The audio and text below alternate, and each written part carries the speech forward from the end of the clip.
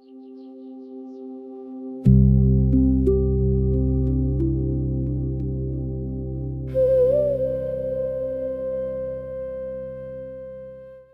की कहानी शुरू होने से पहले बस एक पल के लिए सोचिए। अगर पूरा गांव आपको अपने बीच बैठाने लायक भी ना समझे, अगर लोग आपको देखकर रास्ता बदल ले, अगर आपकी पूरी जिंदगी सिर्फ तानों, भूख और अकेलेपन में गुजर रही हो, और फिर वही लोग किसी दिन किसी की जान बचाने के लिए अपना सब कुछ दे दे, तो क्या होगा। नमस्कार दोस्त, मैं हूं अभिषेक। आपका स्वागत करता हूं आज की रात में। आज हम सुनेंगे एक बेहद भावुक गांव की कहानी। कहानी का नाम गांव के किन्नर।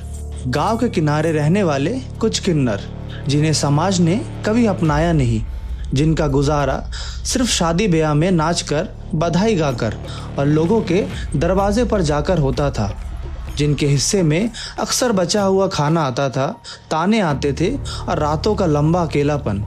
लेकिन एक दिन उसी गांव के एक गरीब बच्चे की जान खतरे में पड़ गई। 10 दिन में ऑपरेशन नहीं हुआ तो बच्चा नहीं बच पाएगा। पूरा गांव ने हाथ खड़े कर लिए। कुछ लोगों ने बहाने बनाए, कुछ ने दरवाजे बंद कर लिए और कुछ ने सिर्फ अफसोस जताकर मुंह फेर लिया।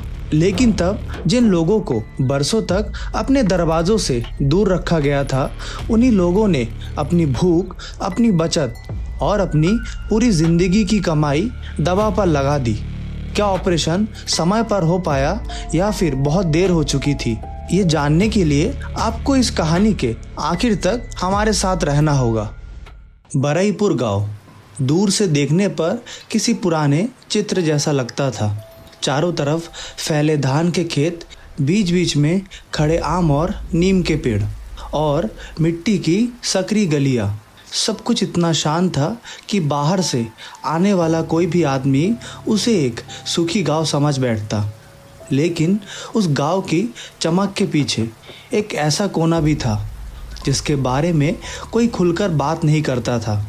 गांव की आखिरी गली के बाद, जहां पगडंडी सूखी झाड़ियों के बीच धीरे धीरे गायब होने लगती थी, वहीं कुछ टूटे झोपड़ियां खड़ी थी। बरसों पुरानी टीन की चादरें, जगह जगह से फटे बोरे, मिट्टी की दीवारों पर पड़े बारिश के पुराने निशान। वही जगह किन्नरों की बस्ती थी। बड़ईपुर वाले उस हिस्से को किन्नरों का बस्ती कहते थे, जैसे वह गांव का हिस्सा नहीं, कोई परछाई हो। उसी समय एक झोपड़ी के बाहर बैठी नंदा पुराने बाल्टी में पानी भर रही थी। उसकी आंखों के नीचे गहरे काले घेरे थे।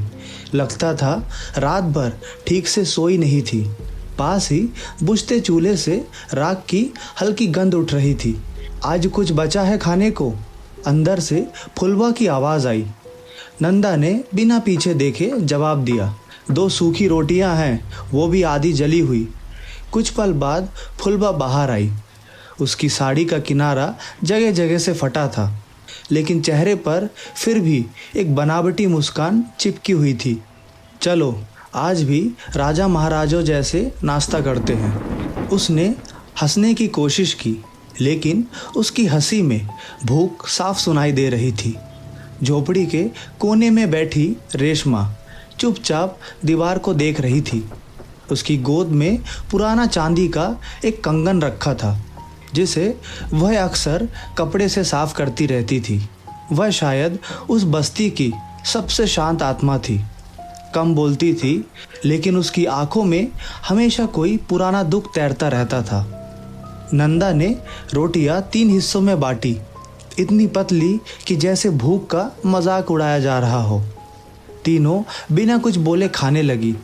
तभी बाहर से गुजरते 2 लड़कों ने झोपड़ी की तरफ देखा और हंस पड़े। अरे देख, हिजड़े जग गए। दूसरा लड़का ताली बजाकर उनकी नकल करने लगा। फुलवा ने कुछ पल के लिए सिर झुका लिया। रेशमा ने सुनकर भी अनसुना कर दिया, लेकिन चंदा की उंगलियां रोटी तोड़ते हुए रुक गई। ऐसी आवाज़ें अब नई नहीं थी। बड़ईपुर में शायद ही ऐसा कोई दिन गुजरता होगा जब उन्हें ताने ना सुनने पड़ते हों। गांव वाले उन्हें अपने बीच जगह नहीं देते थे। कुएं से पानी भरने जाओ तो औरतें घड़े पीछे खींच लेते, मंदिर के पास खड़ी हो जाओ तो लोग रास्ता बदल लेते, बच्चे उनके पीछे पत्थर फेंकते और आदमी मजाक उड़ाते। फिर भी जिंदगी चल रही थी, चलानी पड़ती थी। उस दिन दोपहर में खबर आई कि पास वाले गांव भदौरिया में किसी किसान के घर बेटे का जन्म हुआ है। बधाई गाने के लिए टोली को बुलाया गया था। ऐसी खबर उनके लिए काम जैसी होती थी। फुलवा जल्दी से उठी, चलो तैयार हो जाओ, शायद आज रात पेट भर खाना मिल जाए। रेशमा ने पुरानी डिब्बी से टूटे हुए कांच की चूड़ियाँ निकाली। चंदा ने फीका पड़ा चूका पाउडर चेहरे पे लगाया। उनकी तैयारी में चमक कम और मजबूरी ज़्यादा दिखाई देती थी। धूप बहुत तेज थी। तीनों पगडंडी पकड़कर दूसरे गांव की तरफ चल पड़े। खेतों में काम करते किसान उन्हें देखकर कोनों में कुछ फुसफुसाते और फिर हंस देते। फुलवा हमेशा की तरह माहौल हल्का करने की कोशिश करती रही। आज अगर अच्छे पैसे मिले ना तो मैं गुड़ की जलेबी खाऊंगी। चंदा मुस्कुराई नहीं, उसने बस इतना कहा, पहले पैसे तो मिल जाए। भदौरिया पहुँचते पहुँचते शाम उतरने लगी थी। गांव में ढोलक बज रहे थे। घर के बाहर रंगोली बनी थी। औरतें खुशियों के गीत गा रही थी। किन्नरों को देखते ही कुछ बच्चे दरवाजे के पीछे छुप गए। एक आदमी बोला, लो आ गए, अब जल्दी नाचो और निकलो यहाँ से। फुलवा ने चेहरे पर मुस्कान चढ़ाई और ताली बजाते हुए गाना शुरू कर दिया। ढोलक की थाप पर तीनों नाचने लगी। उनके पाँव मिट्टी में घिस रहे थे, शरीर पसीने से भीग रहा था, लेकिन चेहरे पर मुस्कुराहट बनाए रखना उनकी मजबूरी थी, क्योंकि वही मुस्कान रात का खाना तय करती थी। कुछ लोग हंस रहे थे, कुछ मजाक उड़ा रहे थे, कुछ मोबाइल निकालकर वीडियो बना रहे थे, लेकिन किसी की नज़र में सम्मान नहीं था। कार्यक्रम खत्म होने के बाद घर की मालकिन ने दूर खड़े खड़े कुछ सिक्के फेंके, जैसे इंसानों को नहीं भिखारियों को दान दिया जा रहा हो। फुलवा झुकी और चुपचाप पैसे उठाने लगी। उसी समय पीछे खड़ा एक आदमी बोला, इन लोगों का पेट ही नहीं भरता। उस बात पर कई लोग हंस पड़े। रेशमा की आंखें भर आई, लेकिन उसने सिर नीचे रखा। वापसी में रात बहुत गहरी हो चुकी थी। आसमान में बादल तैर रहे थे। दूर कहीं उल्लू की आवाज़ सुनाई दे रही थी। रास्ते में सिर्फ लालटेन की कमज़ोर रोशनी थी। तीनों धीरे धीरे अपने बस्ती की तरफ लौट रही थी। फुलवा ने सिक्के गिने, बस इतने। चंदा थककर रास्ते किनारे बैठ गई। उसने आसमान की तरफ देखा। काले बादलों के पीछे आधा चांद छिपा हुआ था। कभी कभी लगता है, वह धीमे बोली, भगवान ने हमें बनाया ही क्यों होगा। कुछ देर सन्नाटा रहा। हवा में ठंडक बढ़ने लगी थी। रेशमा ने धीरे से कहा, शायद इसीलिए, ताकि दुनिया किसी को नीचा दिखाकर खुद को बड़ा समझ सके। उसकी आवाज़ सुनकर फुलवा पहली बार चुप हो गई। बस्ती लौटते पहुँचते रात आधी गुजर चुकी थी।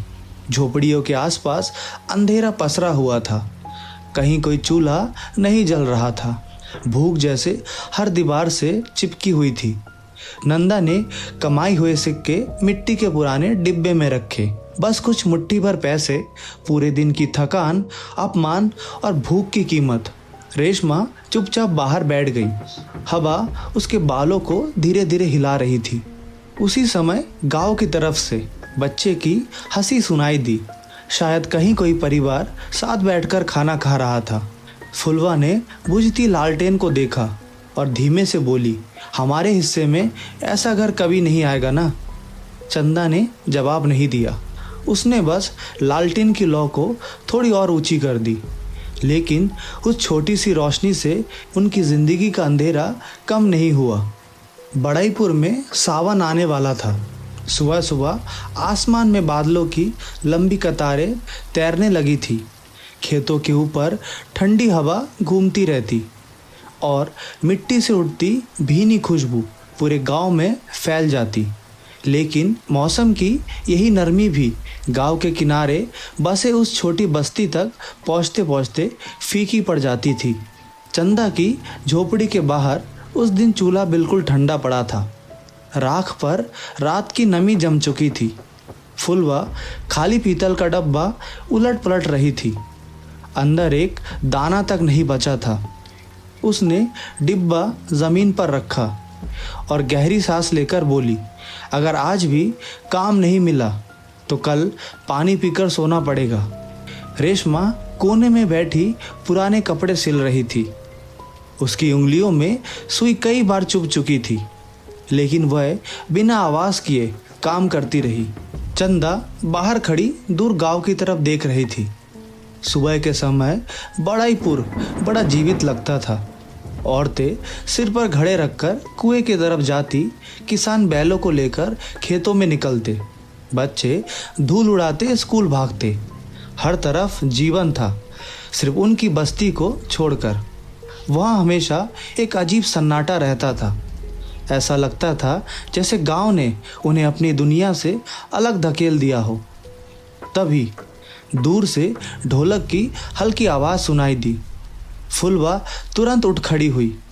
लगता है कहीं शादी का घर है। उसकी आंखों में भूख से ज़्यादा उम्मीद चमकी। शादी ब्याह ही उनकी सबसे बड़ी कमाई होती थी। बाकी दिनों में तो कभी कभी लोगों के दरवाजे पर जाकर राशन मांगना पड़ता था। नंदा ने पुरानी नीली साड़ी निकाली। किनारों से गहने निकल चुके थे। उसने उसे ठीक करते हुए कहा, चलो देर मत करो। तीनों जल्दी जल्दी तैयार होने लगी। रेशमा ने चूड़ियाँ पहनी। फुलवा ने होठों पर हल्का लाल लिपस्टिक लगाया और मुस्कुराकर बोली, कम से कम चेहरे से तो गरीब नहीं लगना चाहिए। लेकिन उसकी बात पर कोई हंसा नहीं। दोपहर तक वो लोग बड़ाईपुर की ठाकुर मोहल्ले में पहुंच गए। वहाँ बड़े किसान जगदीश चौधरी की बेटे की शादी थी। पूरा आंगन रंग बिरंगे झालरों से सजा था। मिट्टी के चूल्हों पर बड़े बड़े भगोनों में खाना बन रहा था। घी और मसालों की खुशबू हवा में तैर रही थी। उस खुशबू से फुलवा का पेट जैसे और जोर से मड़ोड़ने लगा। घर के बाहर खड़े कुछ लड़कों ने उन्हें देखते ही आंखें ताड़ी। लो, तमाशा शुरू हो गया। एक लड़का हंसते हुए बोला।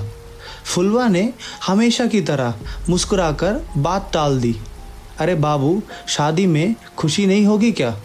लेकिन जवाब में फिर हंसी नहीं मिली। ढोलक बजने लगी। चंदा ने ताली बजाई और तीनों नाचने लगी। उनके पाँव लगातार थिरक रहे थे। पसीना गर्दन से बहकर पीठ तक पहुंच रहा था। चारों तरफ खड़े लोग उन्हें घूर रहे थे। कुछ लोग पैसा लुटाने के नाम पर नोट हवा में दिखाकर वापस जेब में रख लेते। कुछ जानबूझकर गंदे मजाक करते। फिर भी तीनों नाचती रही, क्योंकि पेट की आग इज्जत से बड़ी हो चुकी थी। करीब 1 घंटे बाद कार्यक्रम खत्म हुआ। नंदा ने हाथ जोड़कर कहा, मालिक, कुछ बधाई दे दीजिए। जगदीश चौधरी ने जेब से कुछ मुड़े तुड़े नोट निकाले और दूर से उनकी तरफ फेंक दिए, जैसे सामने इंसान नहीं खड़े हों। फुलवा झुककर पैसे उठाने लगी। तभी पीछे खड़ी औरतों में से किसी ने कहा, इन लोगों को जितना दो उतना कम है। दूसरी औरत हंस पड़ी, काम धंधा तो है नहीं, बस नाचो और पैसे मांगो। रेशमा का चेहरा उतर गया, लेकिन उसने सिर नीचे ही रखा। उन्हें खाने के लिए भी बुलाया गया, मगर आंगन के भीतर नहीं, घर के पीछे गोबर से लिपे खाली हिस्सों में 3 पत्तल डाल दिए गए। बाकी लोग अंदर पंखे के नीचे बैठे खाना खा रहे थे। फुलवा ने पत्तल को देखते हुए धीमे से कहा, कम से कम खाना तो मिला। नंदा ने उसकी तरफ देखा। उसकी आंखों में ऐसा दर्द था जो शब्दों में नहीं उतर सकता था। तीनों चुपचाप खाने लगी। तभी एक छोटा बच्चा वहाँ आया। उसने फुलवा को देखा और पूछा, तुम लोग गांव में क्यों नहीं रहते? उसकी माँ तुरंत दौड़कर आई और बच्चे का हाथ पकड़ लिया। दूर रहे इनसे। वह बच्चे को खींचती हुई ले गई। कुछ पल तक वहाँ सिर्फ सन्नाटा रहा। रेशमा की उंगलियां रोटी तोड़ते तोड़ते रुक गई। फुलवा ने हंसने की कोशिश की। चलो, कम से कम बच्चा सच बोलता है। लेकिन उसकी आवाज़ काँप रही थी। शाम ढलते ढलते वह वापस अपनी बस्ती की तरफ लौटने लगी। आसमान में काले बादल भर चुके थे। हवा में बारिश की गंध घुली थी। रास्ते में मिट्टी उनके पैरों में चिपक रही थी। फुलवा ने कमाई गिनी, बस इतने पैसे कि 2 वक्त का राशन मुश्किल से आ सके। इतना नाचने के बाद भी वह बुदबुदाई। चंदा चुप रही। रास्ते में उन्होंने सिब्बू की छोटी साइकिल के दुकान के पास रुककर पानी पिया। दुकान के बाहर टेढ़ा सा बोतल लटका था। सिब्बू पंचर वाला। सिब्बू दुबला पतला युवक था। हाथ हमेशा ग्रीस से काले रहते। उसने बिना कुछ कहे उनके सामने पानी का लोटा रख दिया। बढ़ईपुर में शायद वही अकेला आदमी था जो उन्हें देखकर मुंह नहीं फेरता था। फुलवा ने पानी पीते हुए कहा, आज तो बड़ा एहसान कर दिया रे। शिब्बू हल्का मुस्कुराया। पानी पिलाने में कौन सा धन लगता है। उसकी साधारण सी बात सुनकर चंदा कुछ पल उसे देखती रही, क्योंकि सम्मान के 2 शब्द भी उन्हें अक्सर नसीब नहीं होते थे। बारिश शुरू हो चुकी थी। तीनों भीगते हुए अपनी झोपड़ी तक पहुंचे। टीन की छत पर पानी जोर जोर से गिर रहा था। अंदर जगह जगह से बूंदें टपक रही थी। फुलवा ने सिक्कों वाले डिब्बे कोनों में छिपाए। रेशमा भीग चुके कपड़े निचोड़ने लगी। चंदा चुपचाप दरवाजे के पास बैठ गई। बाहर अंधेरे में मेंढक की आवाज़ गूंज रही थी। कुछ देर बाद फुलवा धीरे से बोली, चंदा, क्या हम सच में इतने बुरे हैं? उस सवाल के बाद झोपड़ी में अजीब खामोशी फैल गई। बारिश की आवाज़ और तेज हो गई। चंदा ने काफ़ी देर बाद जवाब दिया, नहीं, हम बस उन लोगों जैसे नहीं हैं और दुनिया अलग लोगों को जल्दी माफ़ नहीं करती। रेशमा की आंखें भर आई। उसने कांपती आवाज़ में कहा, कभी कभी लगता है अगर हम एक दिन मर जाए ना तो ये गांव वाले चैन की सांस लेंगे। फुलवा तुरंत बोली, ऐसा मत बोल। लेकिन उसकी अपनी आंखें भी भीग चुकी थी। बाहर बिजली चमकी। कुछ पल के लिए पूरी झोपड़ी सफ़ेद रोशनी में नहा गई। तीनों के चेहरे साफ दिखाई दिए, थके हुए, भूखे, टूटे हुए। उस रोशनी के बुझते ही फिर वही अंधेरा लौट आया। ठीक वैसा ही अंधेरा जैसे उनकी ज़िंदगी में बरसों से पसरा हुआ था। सावन पूरी तरह उतर चुका था। बढ़ईपुर के चारों तरफ फैले खेत अब गहरे हरे रंग में डूब गए थे। हवा चलती तो धान की बालियां लहरों की तरफ झूमने लगती। तभी गांव के किनारे बनी किन्नरों की बस्ती में मौसम बदलने से भी जिंदगी नहीं बदली थी। वहाँ आज भी वही टूटे छत थे, वही अधपेट भूख, वही ताने। उस सुबह चंदा बहुत जल्दी जग गई थी। रात भर बारिश होने की वजह से झोपड़ी के अंदर पानी भर आया था। मिट्टी का फर्श कीचड़ जैसा हो गया था। कोनों में रखा राशन भीग चुका था। फुलवा खाली बोरी उठाकर बाहर फेंकते हुए बोली, अब तो चूल्हे भी हमारी झोपड़ी में भूखे मरेंगे। उसने हंसने की कोशिश की मगर आवाज़ में थकान थी। रेशमा चुपचाप पानी निकाल रही थी। उसके हाथ ठंड से काँप रहे थे। तीनों ने सुबह से कुछ नहीं खाया था। तभी दूर से किसी लड़के की आवाज़ आई, अरे सुनो, रामपुर में बड़ा जागरण है, वहाँ बुलाया है तुम्हें। यह सुनते ही फुलवा की आंखों में हल्की चमक आई। जागरण, शादी और मेले ही उनकी कमाई का सहारा थे। चंदा ने जल्दी से पुरानी साड़ी बदली। रेशमा ने भीग चुके बाल बांधे। फुलवा ने टूटी कंघी से बाल संवारते हुए कहा, चलो, शायद आज भगवान हम पर थोड़ा मेहरबान हो जाए। बरसात के बाद रास्ता बहुत ख़राब हो चुका था। जगह जगह कीचड़ जमा था। पगडंडी पर चलते समय उनके पैर मिट्टी में धंस जाते, लेकिन वह रुक नहीं सकती थी। भूख इंसान को लंबा सफ़र तय कराना सिखा देती है। रामपुर गांव पहुँचते पहुँचते शाम हो गई। वहाँ मंदिर के सामने बड़ा जागरण लगा था। रंगीन बल्ब चमक रहे थे। ढोलक और हारमोनियम की आवाज़ दूर तक गूंज रही थी। किन्नरों को देखते ही कुछ लोग फुसफुसाने लगे, लो, ये भी आ गए, अब तमाशा होगा रात भर। चंदा ने जैसे कुछ सुना ही नहीं। वह ऐसे मौक़ों पर अपनी भावनाएं चेहरे पर आने नहीं देती थी। ढोलक शुरू हुई और तीनों मंच के पास नाचने लगी। चारों तरफ भीड़ जमा हो गई। कुछ लोग तालियां बजा रहे थे, कुछ सिर्फ उनका मजाक देखने आए थे। एक नशे में धुत आदमी आगे आया और बोला, अरे ज़रा मुस्कुराकर नाचो, ऐसे कौन पैसे देगा। भीड़ हंस पड़ी। फुलवा ने ज़बरदस्ती होठों पर मुस्कान लाई। उसके पैर लगातार थिरक रहे थे, लेकिन आंखों में थकान साफ दिखाई दे रही थी। रात गहराती गई। लगातार नाचते नाचते तीनों के शरीर जवाब देने लगे थे।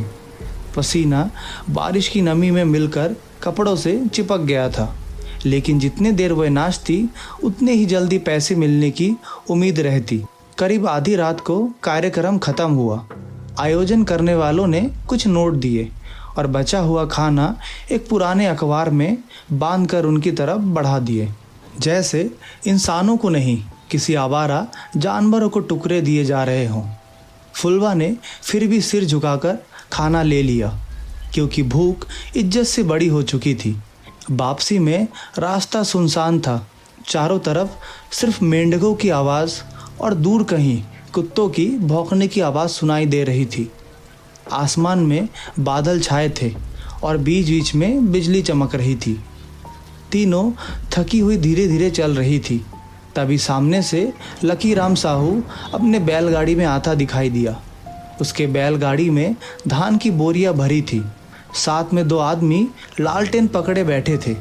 बैलगाड़ी पास आते ही उसने तिरछी नज़र से उन्हें देखा। अरे, रात में भी घूम रहे हो? उसकी आवाज़ में ताना था। चंदा चुप रही। लकी राम हंसते हुए बोला, भगवान भी ना पता नहीं कैसे कैसे चीज़ बना देते हैं। उसके साथ बैठे आदमी जोर से हंस पड़े। रेशमा का चेहरा झुक गया। फुलवा ने होठ भींच लिए, लेकिन चंदा बिना कुछ बोले आगे बढ़ गई, क्योंकि उन्हें पता था जवाब देने वाले इंसान समझे जाते हैं और इस गांव ने उन्हें वह हक कभी नहीं दिया। बड़ाईपुर लौटते समय रात और गहरी हो चुकी थी। गांव के बाहर वाले कुएं के पास पहुंचते ही अचानक किसी बच्चे की रोने की आवाज़ सुनाई दी। तीनों रुक गई। अंधेरे में एक छोटा लड़का अकेले बैठा था। उसके कपड़े मिट्टी से सने हुए थे। आंखों से आंसू लगातार बह रहा था। फुलवा धीरे से आगे बढ़ी। अरे बाबू, क्या हुआ? लड़का पहले थोड़ा घबराया, लेकिन भागा नहीं। चंदा ने ध्यान से देखा। वह भोला किसान का बेटा था, गोपाल। घर कहाँ है तुम्हारा? चंदा ने नरम आवाज़ में पूछा। गोपाल ने रोते हुए कहा, मैं मेले में माँ से बिछड़ गया। उसकी आवाज़ काँप रही थी। फुलवा तुरंत उसके पास बैठ गई। डर मत, छोड़ आएंगे तुझे। गोपाल ने आंसू पोंछे और पहली बार ध्यान से उन्हें देखा। बड़ाईपुर के बाकी बच्चों की तरह उसकी आंखों में डर नहीं था, बस मासूम जिज्ञासा थी। कुछ पल बाद उसने धीरे से पूछा, तुम लोग हमेशा ताली क्यों बजाते हो? फुलवा हल्की हंस पड़ी, ताकि लोग हमें देखकर खुश हो जाए। गोपाल मासूमियत से बोला, लेकिन लोग तो तुम्हें देखकर हंसते हैं। उसकी बात सुनकर कुछ पल के लिए तीनों चुप हो गई, क्योंकि बच्चे अक्सर सबसे सच्ची बात बोल देते हैं। बारिश की हल्की बूंदें फिर गिरने लगी थी। गोपाल काँप रहा था। चंदा ने अपनी पुरानी शॉल उतारकर उसके कंधे पर रख दी। लड़के ने बिना झिझक उसका हाथ पकड़ लिया। उस छोटे से स्पर्श ने चंदा को भीतर तक रोक दिया। शायद बरसों बाद किसी ने उसे बिना डर, बिना नफरत ऐसे छुआ था। कुछ देर बाद वह गोपाल को लेकर उसके घर पहुँचे। जमुना दरवाजे पर रोते रोते बेहाल खड़ी थी। भोला लालटेन लेकर इधर उधर बेटे को खोज रहा था। गोपाल को देखते ही जमुना दौड़कर उसे गले लगा लिया। कहाँ चला गया था रे? उसकी आंखों से आंसू रुक नहीं रहे थे। भोला ने पहली बार किन्नरों की तरफ देखा। उसकी आंखों में घबराहट थी, लेकिन नफरत नहीं। तुम लोग इसे लेकर आए? उसने धीमे से पूछा। चंदा ने बस सिर हिला दिया।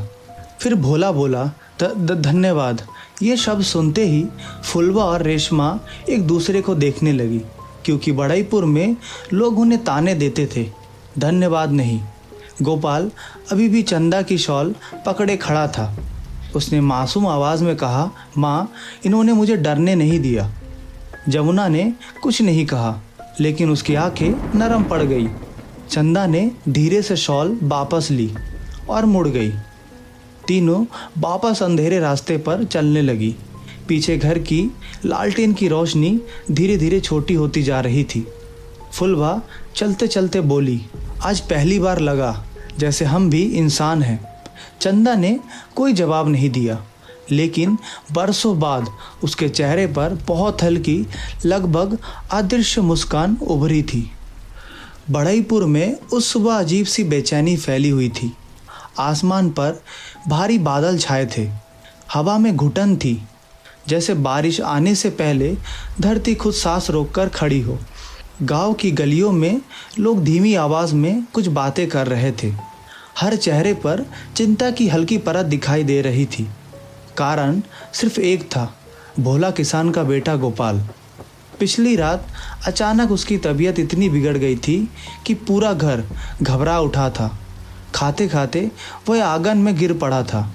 सांस तेज चल रही थी, चेहरा पीला पड़ चुका था और सीने पर हाथ रखकर बस रोया जा रहा था।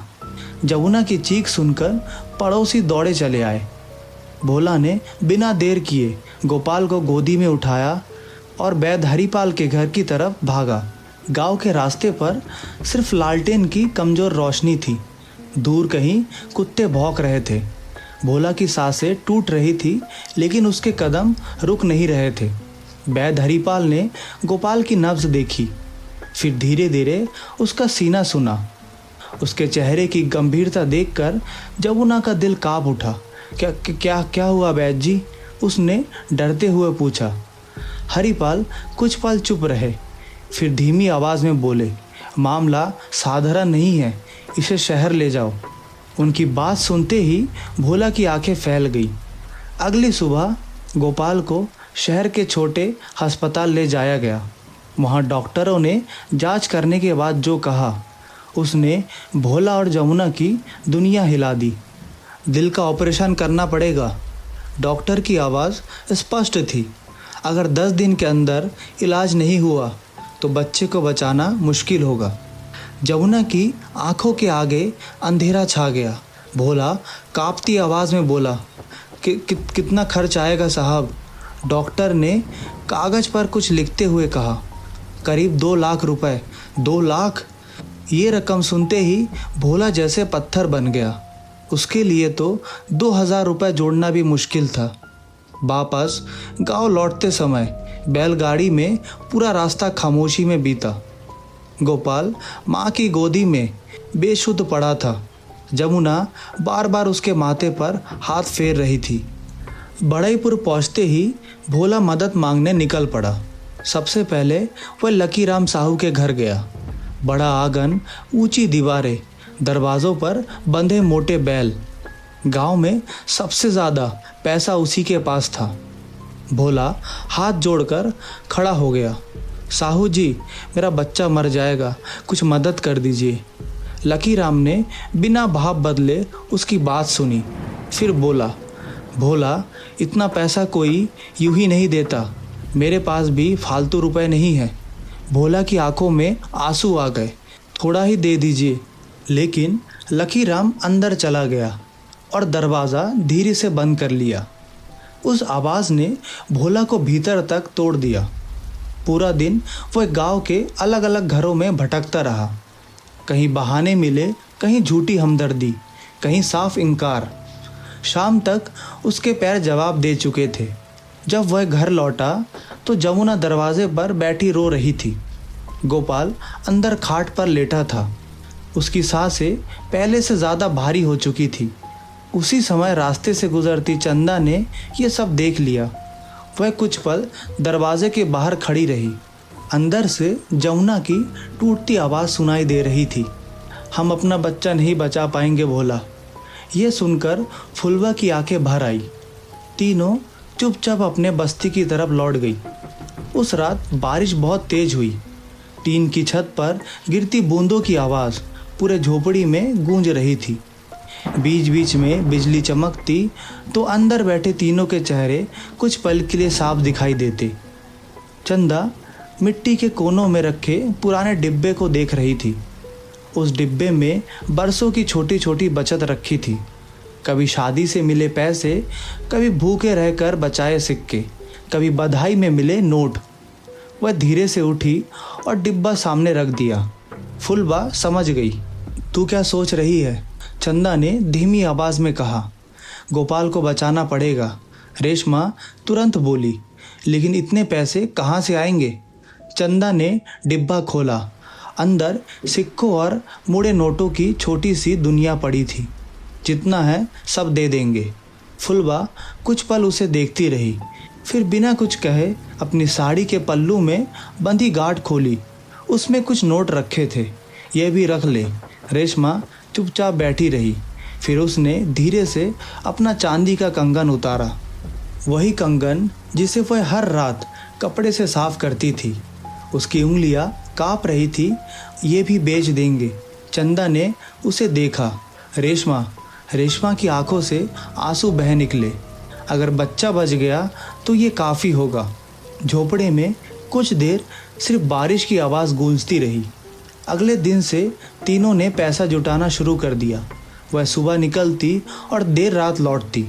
कभी किसी गांव में नाचती, कभी मेले में गाना गाती, कभी लोगों के सामने हाथ फैलाती। कई बार पेट खाली रहता, लेकिन वह हार नहीं मानती।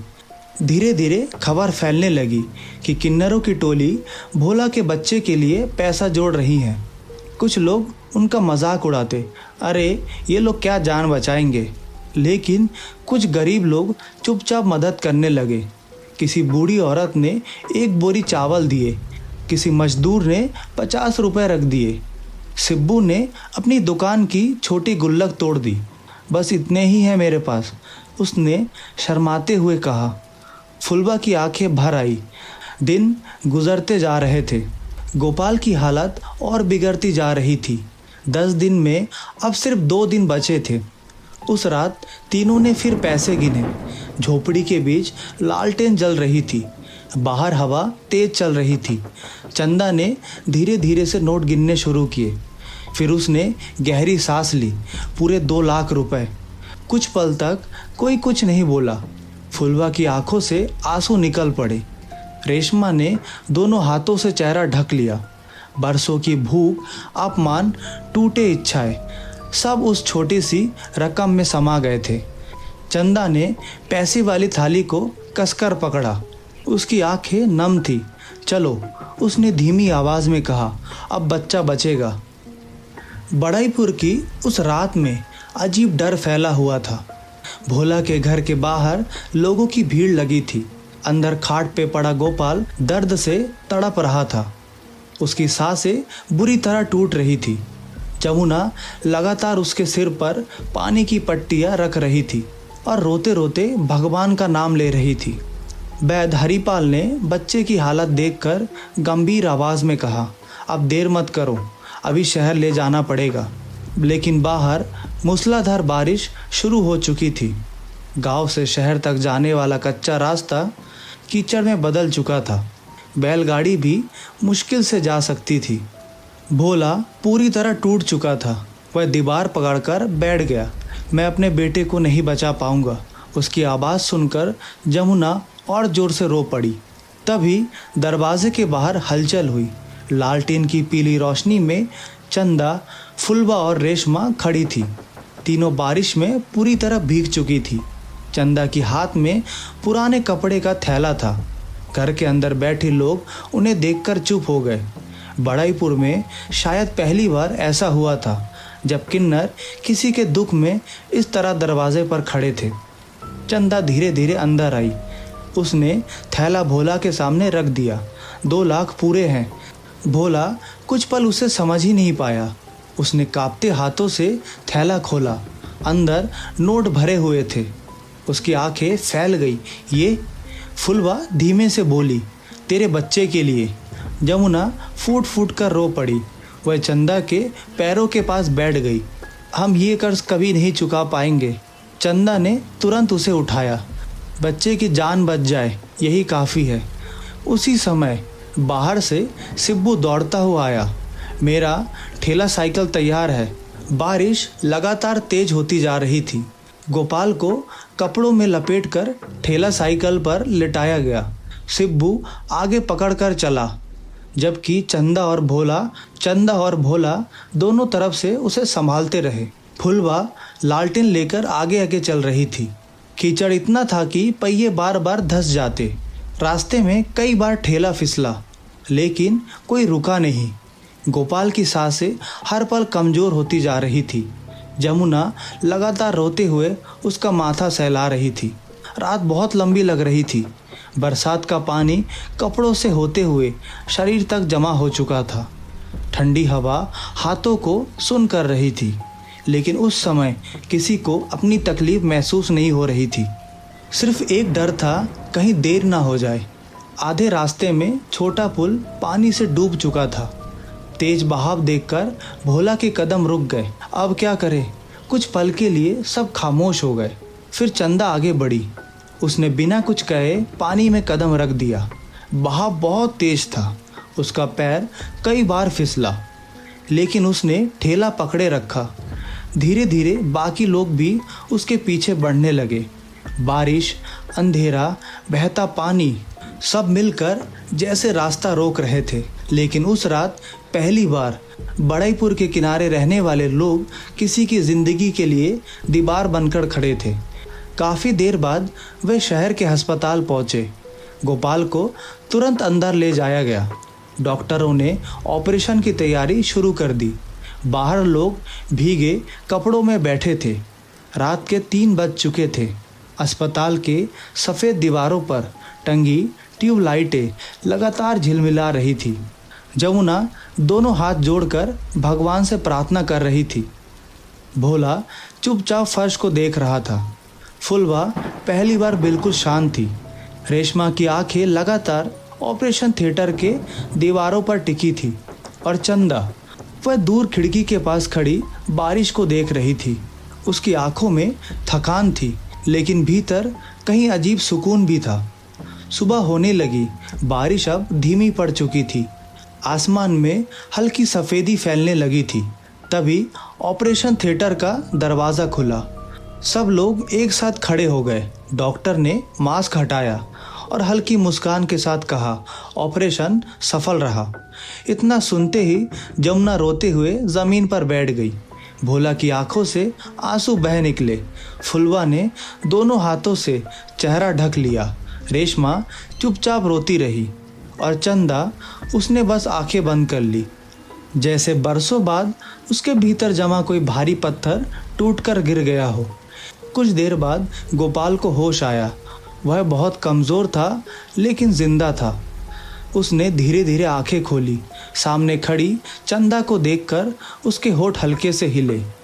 उसने कमज़ोर हाथ बढ़ाकर चंदा की उंगली पकड़ ली।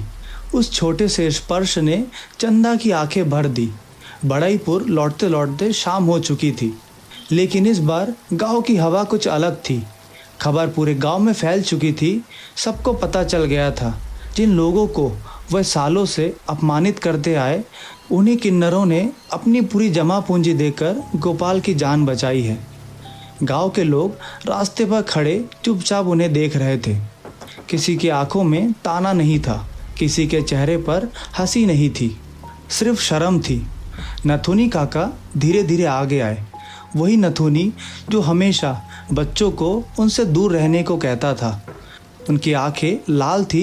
वह कुछ पल चुप खड़े रहे, फिर कांपती आवाज़ में बोले, हम लोग बहुत छोटे निकले। पूरा गांव खामोश था। नथुनी काका ने पहली बार चंदा के सामने हाथ जोड़ दिए। माफ़ कर दो। चंदा कुछ नहीं बोली। उसकी आंखों में आंसू चमक रहे थे। उसी शाम बड़ईपुर के मंदिर के बाहर पहली बार किन्नरों को सम्मान से बैठाया गया। लोग खुद उनके लिए खाना लेकर आए। जमुना ने अपने हाथों से चंदा की थाली परोसी। फुलवा बार बार आसपास देख रही थी। शायद उसे यकीन नहीं हो रहा था कि यही वही गांव है। रेशमा चुप बैठी थी, लेकिन उसकी आंखों में बरसों बाद सुकून था। और उस छोटे से गांव में पहली बार लोगों ने समझा, इंसान की पहचान उसके कपड़ों, उसके आवाज़ से नहीं या उसके समझ से नहीं होती। उसकी असली पहचान उसके दिल से होती है। जिन लोगों को बड़ाईपुर हमेशा अपने दरवाज़ों से दूर रखा, उसी गांव की सबसे बड़ी इंसानियत आखिर उनके भीतर निकली।